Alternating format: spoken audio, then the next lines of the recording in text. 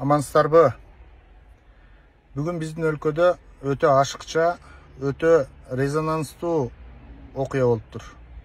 Ал окуя жаш активисттердин, айрым саясатчылардын жарандык коомдо өзлөрүнүн пикирин билдиргендердин үйүнүн тинтилиши жана алардын камалышы. Бул демек эмнеден кабар берет?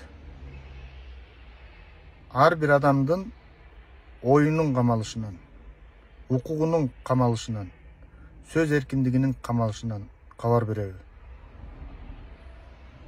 Аларды камоо менен, аларды коркутуу менен маселе чечилеби? Эгерде алар ушунчалык коомго коркунуч, мамлекетке башаламандык же болбосо туура эмес багытты же максатты көздөп аткан болсо, алардын кылган кылыктарын ачык айтып элге салса болбойт беле?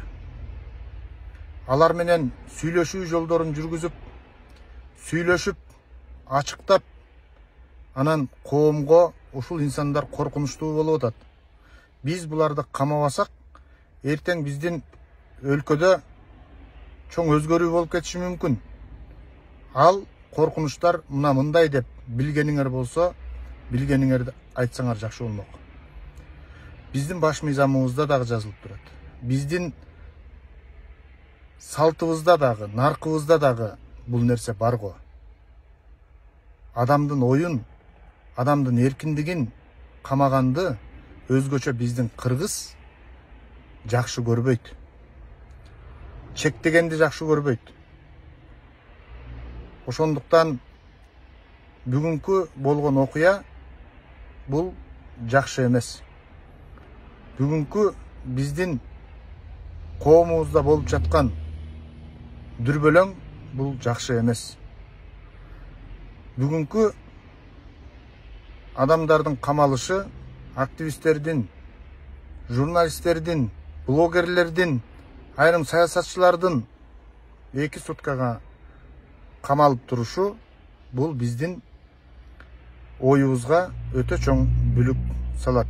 Биздин дегенибиз элдин оюна бүлүк сала турган маселе деп эсептейм. Анткени эл ойлойт, баарын эле четинен камай береби? Сүйлөгөндү эле камайбы? Унчукпашыбыз керекпи? Коркуп отурушубуз керекпи? Деген ойлор өзүнөн өзү жаралат. Ошондуктан бүгүн камалган инсандарды эртең кеч болуп кете электе бошотуп койсоңуздар эң жакшы болот. Алар менен андан көрө сүйлөшүүлөрдү жүргүзгүлө. Алар менен андан көрө тактоо иштерин жүргүзгүлө.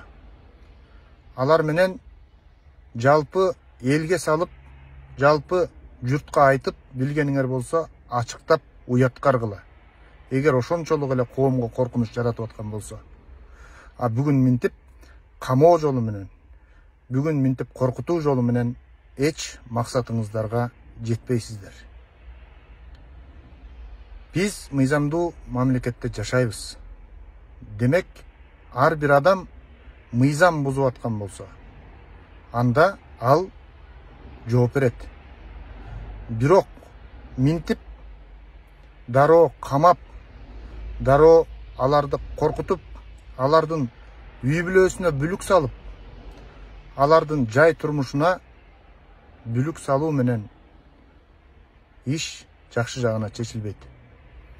Бул нерсе өтө чоң одоночулук, бул өтө чоң чекилик деп мен эсептейм.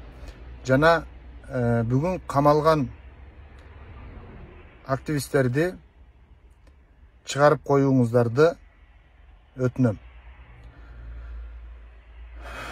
Биз элге, журтка, коомго жакшы жагыбыз менен качан көрүнөбүз? Биз дайыма эле сын айтканды, пикир айтканды камап, анан ал камалгандар өз пикирлерин андан 2 эселеп 5 эселеп айтып чыгып, анан эл арасында ар кандай кептер тарап, ар кандай ойлор бурулуп, анан ар кандай нерселердин болуп кетиши менен эле дагы эле жашай беребизби? Андай эмес. Сиздер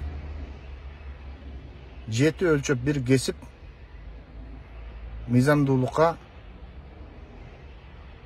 андай жол менен эмес, сүйлөшүү жолу менен барышыңыздарды чакырам. Бул жеке менин пикирим. Бул пикиримди мен эртең башка массалык маалымат каражаттарынан дагы айтам. Биз дагы бир ирет кайталайм, оюбузду каматпайлы, укугубузду каматпайлы, сөз эркиндигибизди каматпайлы, дегиле эркин турмушубузду темир тор артына кулпулабайлы. Андай элдин, андай мамлекеттин келечеги жакшы болбойт.